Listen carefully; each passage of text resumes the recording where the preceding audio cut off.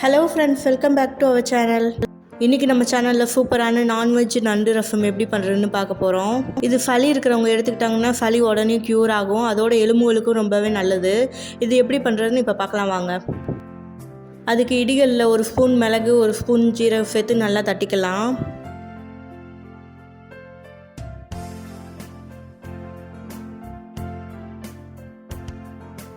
கொரகொரப்பாக இந்த மாதிரி தட்டினதுக்கப்புறமா ஒரு 10 பல் மலைப்பூண்டு சேர்த்துக்கலாம். மலைப்பூண்டு இல்லைன்னா நார்மல் பூண்டு கூட சேர்த்துக்கலாம். குட்டி குட்டியாக எடுத்து சேர்த்துக்கலாம்.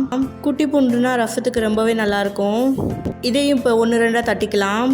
அது கூடவே ஒரு பச்சை மிளகா சேர்த்துக்கலாம். அதையும் தட்டிக்கலாம்.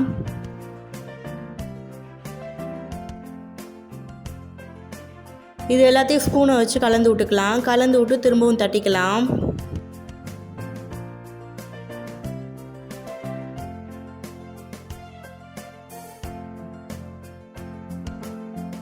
அது கூடவே ஒரு ஸ்பூன் வரமல்லி, ஒரு மிளகாய் சேர்த்துக்கலாம்.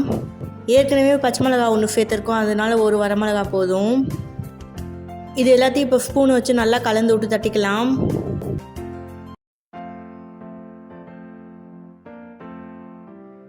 இப்போ பாருங்கள், இதை ஓரளவு கொரகொரப்பாக தட்டியாச்சு. இதை ஒரு பிளேட்டில் எடுத்து வச்சிடலாம்.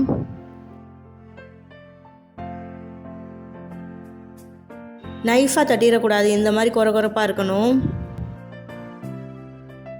அடுத்து சின்ன வெங்காயம் 10 எடுத்து இடிகளில் சேர்த்து தட்டிக்கலாம்.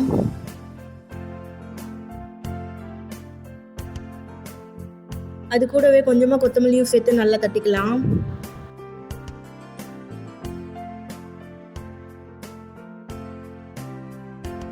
ரொம்ப நைஸாக தட்டாமல் முக்கால்வாசி பதத்துக்கு தட்டினதுக்கப்புறமா அதே பிளேட்லேயே நம்ம ஓரமாக எடுத்து வச்சிடலாம்.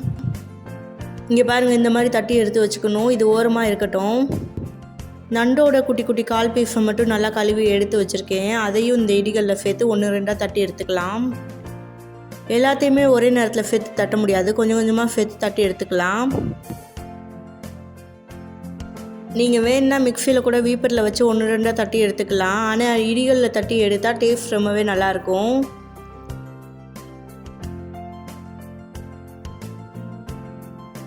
இப்போ பாருங்கள், இதையும் ஓரளவு முக்கால்வாசி பதத்துக்கு நல்லா தட்டி எடுத்தாச்சு.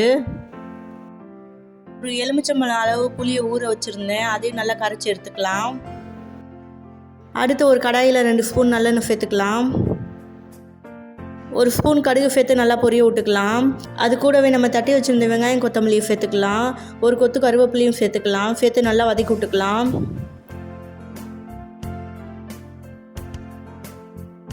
எண்ணெயில் நல்லா வதக்கி விட்டுக்கலாம். இப்போ பாருங்கள், கோல்டன் ப்ரௌனாக வந்துருச்சு. இந்த டயத்தில் 2 தக்காளியை கட் பண்ணி வச்சுருக்கேன், அதையும் இது கூட சேர்த்துக்கலாம். நல்லா பழுத்த பழமாக சேர்க்கணும், அப்போ தான் டேஸ்ட் நல்லாயிருக்கும். அது கூடவே தேவையான அளவு உப்பு சேர்த்துக்கலாம். உப்பு சேர்த்து நல்லா வதக்கி விட்டுக்கலாம். இதில் ஒரு ஸ்பூன் மஞ்சள் தூள், தட்டி வச்சுருந்த நண்டையும் சேர்த்து நல்லா வதக்கி விட்டுக்கலாம்.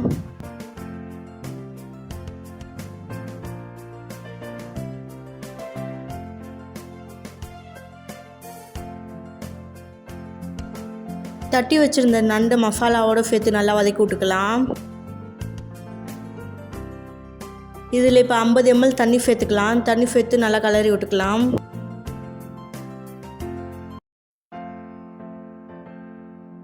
மசாலா நண்டெல்லாம் பச்சை வாடை இல்லாமல் நல்லா கொதிக்கட்டும். இப்போ அது கூடவே தட்டி வச்சுருந்த மிளகு ஜீரக பேஸ்ட்டையும் சேர்த்துக்கலாம். இப்போ இது எல்லாத்தையும் நல்லா கலந்து விட்டுக்கலாம்.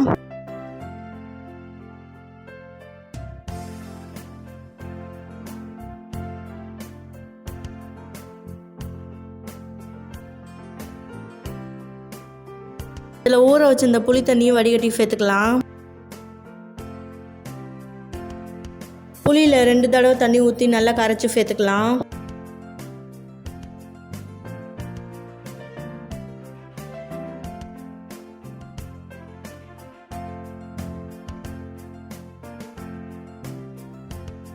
இப்போ இது எல்லாத்தையும் நல்லா கலந்து விட்டுக்கலாம்.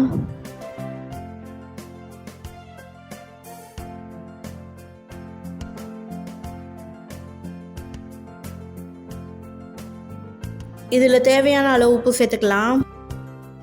நார்மலாக ரசம் வைக்கிற மாதிரி தான். ரசம் கொதிக்கணும்னு அவசியம் இல்லை. நல்லா நுர வந்ததுக்கப்புறமா நம்ம இறக்கிடலாம்.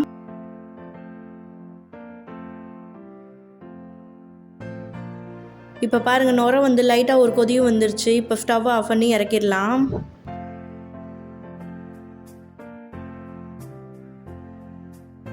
ரசத்துக்கு கொத்தமல்லி போடலைன்னா எப்படி, நிறையா கொத்தமல்லி போட்டு நல்லா கலந்து விட்டு இறக்கி பரிமாறிடலாம். அவ்வளோதான், சூப்பரான நண்டு ரசம் ரெடி ஆயிடுச்சு. இந்த ரசத்தை சுட சாதத்தோடு ஊற்றி சாப்பிட்டிங்கன்னா சளியெல்லாம் பறந்து போயிடும். நண்டு வாங்கினீங்கன்னா ஒரு தடவை இந்த மாதிரி ட்ரை பண்ணி பாருங்கள். இந்த ரெசிபி உங்களுக்கு பிடிச்சிருந்தா நம்ம சேனலை சப்ஸ்கிரைப் பண்ணி லைக் பண்ணி ஷேர் பண்ணுங்கள். தேங்க்ஸ் ஃபார் வாட்சிங்.